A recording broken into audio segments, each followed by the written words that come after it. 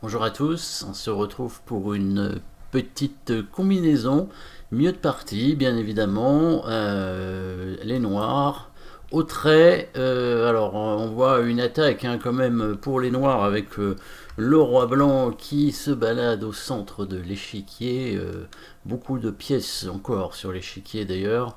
Une tour a été prise apparemment par le cavalier blanc, donc au niveau du matériel, pour l'instant les noirs ont une tour de retard, mais probablement le cavalier pourrait être repris assez facilement. Alors ils ont quand même la dame attaquée, hein, donc quand même attention, il va falloir faire probablement des coups forcés hein, pour récupérer du matériel. Les noirs vont récupérer plus que du matériel ici, hein, ils vont normalement obtenir une tour d'avance, voire le mat hein, carrément. Donc coup forcé tout simplement hein, dans cette position. On va chercher donc à faire des échecs évidemment puisque le roi blanc est très exposé avec la dame noire toute proche du roi. Trois pièces mineures hein, très dangereuses aussi chez les noirs. Hein. Les deux cavaliers, le fou noir à côté du roi blanc.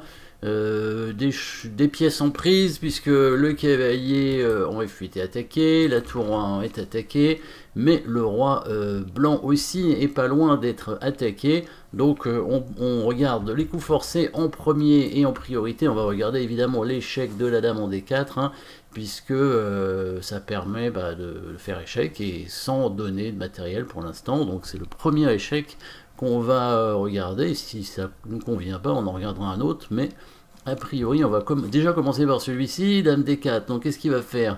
Il a deux possibilités, soit il bouge son roi, soit il court avec son fou, hein, sur le coup dame D4, soit il court avec son fou, soit il bouge son roi en E1. Alors l'idée de dame D4 aussi, évidemment, c'est de renforcer l'attaque sur la tour, ce qui fait que par exemple sur roi E1, on pourrait tout simplement prendre la tour en A1 gratuitement, hein, et espérer probablement récupérer le cavalier blanc plus tard. Alors sur le coup roi 1 même, on aurait probablement intérêt à faire échec avec le fou en C3 parce que ça forcerait la prise du fou avec le cavalier, la dame serait obligée de reprendre. Et quand la dame va couvrir, on prendrait la tour sur échec, hein, ce qui est beaucoup mieux. Hein, ce sont des coups forcés qui nous permettront de gagner le cavalier à la fin. Parce qu'il va être enfermé, tout simplement, hein, le cavalier noir qui pourra revenir en F6 pour protéger la dernière case du cavalier blanc. Donc dans cette variante ici, hein, après roi E1, fou C3 échec, plus précis que fou prend tour, cavalier prend fou forcé, dame prend cavalier, dame D2 coup forcé aussi, la tour qui est prise sur échec ici. Si le fou couvre, on prend tout de suite le cavalier avec une pièce d'avance hein, pour les noirs.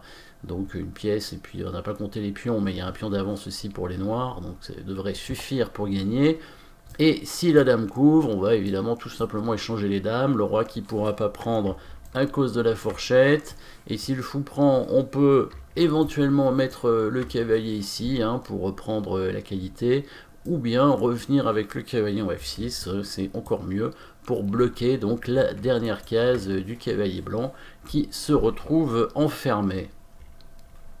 Donc si les blancs veulent essayer de conserver leur matériel sur le coup de dame échec, ils vont devoir couvrir avec leur fou. Voilà, en couvrant avec leur fou, du coup, là, on aurait aussi plusieurs possibilités, plusieurs options, des coups forcés intéressants. Toujours la possibilité de prendre la tour, mais évidemment, c'est pas ce qu'on veut ici. Ce qu'on veut maintenant, c'est le roi blanc, et il va y avoir des menaces de mat assez rapidement. Des coups forcés, on regarde des coups de dame, il n'y en a pas trop. Pour faire échec, évidemment, il y en a, mais la dame se trouverait en prise, et pour l'instant, en tout cas, on voit pas de mat immédiat. Le fou peut donner échec. Ah, là c'est plus intéressant parce que si le cavalier prend le fou, la dame va faire échec et mat. Hein, donc si le fou vient ici, le cavalier blanc ne pourra pas prendre à cause du coup de dame en E3 qui va faire mat. Donc le roi serait obligé de bouger hein, sur le coup de fou.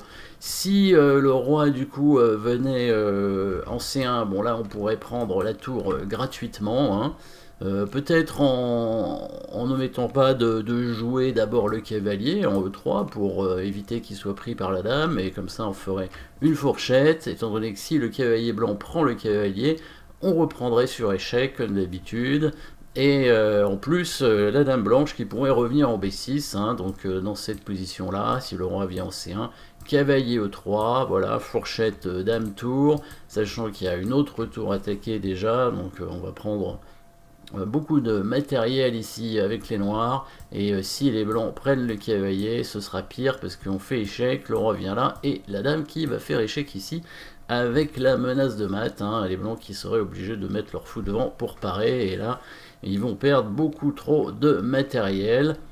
Le coup qui nous reste ici à étudier pour les blancs, c'est évidemment le coup de roi en E2, et c'est là qu'on va tranquillement mettre la pause, hein, pour chercher la fin de la partie ici, hein, qui va finir très très rapidement avec un joli mat, hein, mat avec un petit sacrifice de dame, hein, comment on appelle ça, c'est pas un blocage, c'est plutôt un dégagement d'espace. Voilà, la dame qui va pas bloquer de cases, qui va dégager l'espace, parce que en fait, si on regarde bien, si la dame noire n'était pas là, eh ben on ferait mat avec le cavalier, il n'y aurait pas de case pour le roi, donc il faut trouver la bonne case pour donner la dame en faisant un coup forcé, bien entendu, sans que ça ne change la position. On va pas faire échec sur la case en F2 parce que la tour prendrait et ça libérerait une case au roi, évidemment. Donc on va faire échec plutôt sur la case en E3, étant donné qu'on est protégé par le cavalier. Le cavalier blanc serait obligé de prendre, et là, c'est bien le mat avec les 3 pièces mineures au milieu de l'échiquier ici. Petit mat final assez joli pour conclure cette position. Voilà, merci d'avoir suivi cette partie et puis à très bientôt.